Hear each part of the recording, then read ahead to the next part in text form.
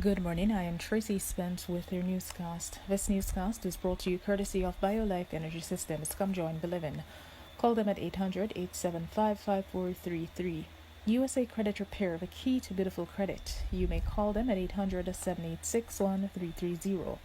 And Cruising with the Case Handler, a show on personal injury and immigration, weekdays 8:30 a.m., on Saturdays 7 p.m. and 12 noon on Sundays. Now for the news in details.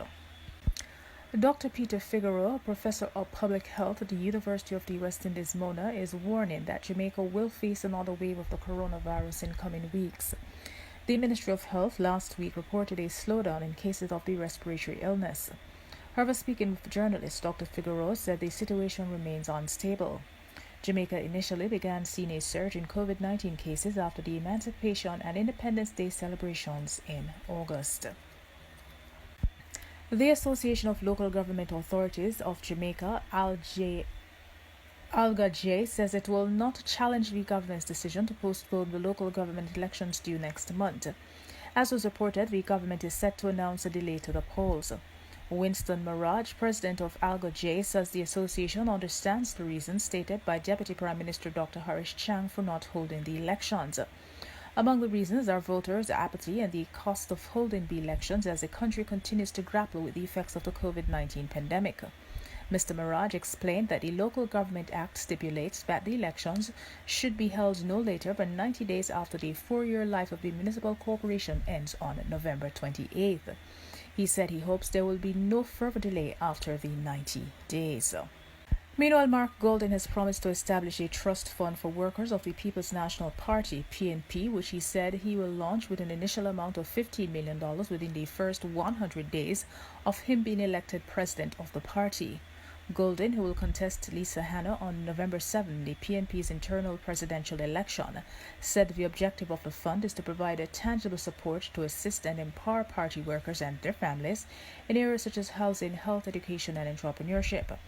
According to Golden, the trust fund will prioritize the longest-serving workers with the most needs and will be administered with a robust governance system to ensure transparency and equity in the operations.